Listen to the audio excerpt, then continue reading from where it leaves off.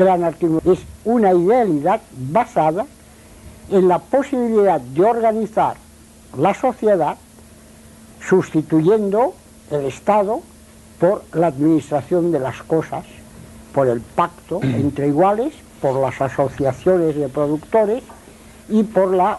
organización armoniosa del trabajo, puestos los instrumentos de producción en manos de los productores.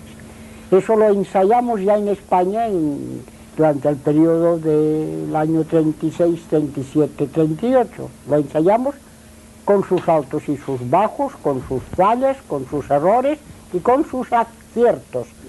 Se olvidan los aciertos y no se destacan más que los errores. En cierto modo, todas las doctrinas socialistas tienen un cuerpo común. Es decir, Marx y Engels, Proudhon y Bakunin, en algunas cosas, sobre todo en la crítica económica del sistema capitalista, tienen muchas semblanzas, y Bakunin aceptó cosas de Marx y Marx aceptó cosas de Proudhon, y entre todos se forma una doctrina que es, en cierto modo, la doctrina socialista con sus ramas diferentes.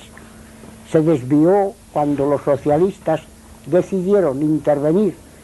en colaboración con la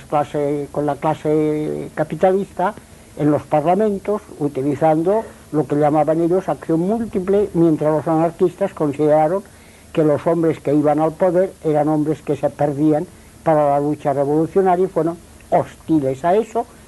que fue la causa principal de la división de la Primera Internacional.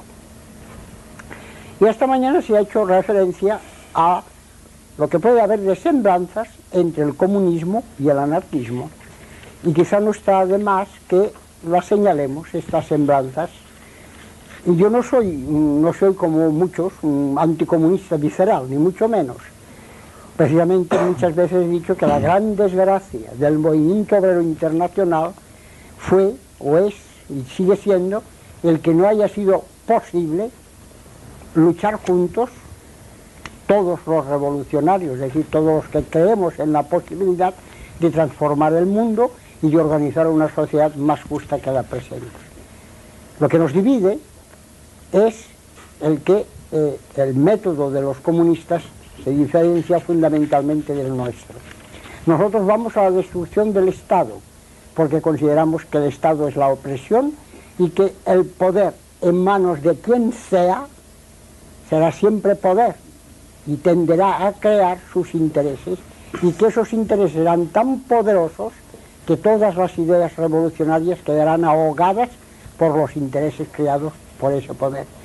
Y los ejemplos de la Revolución Rusa y de las otras revoluciones que a la Revolución Rusa han sucedido nos lo demuestran. Es decir,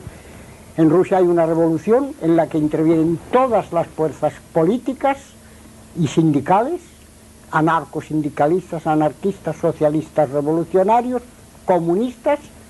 pero hay una minoría dirigente, un grupo más audaz que los otros, los bolcheviques, que se apoderan del poder y que se imponen por medio de una dictadura. Y es ahí donde la separación más grave se establece. Y además nos demuestra que a la toma del poder, aunque sea con finalidades revolucionarias, aunque sea pensando con Engels que llegará un día en que el Estado será arrinconado y enviado al desván de los trastos viejos, el hecho es que el Estado, en manos de la minoría dirigente que se ha apoderado de él, se consolida y puede ser más duro, más implacable, más peligroso que el propio Estado capitalista, que el Estado burgués. Esa es nuestra diferencia fundamental entre los comunistas y los anarquistas. Es por eso que nosotros continuamos creyendo con Proudhon y con Bakunin que el enemigo principal de la libertad humana y de las relaciones entre los hombres y los pueblos es la existencia de los estados, y que hay que ver de gestar un mundo auténticamente socialista basado sobre todo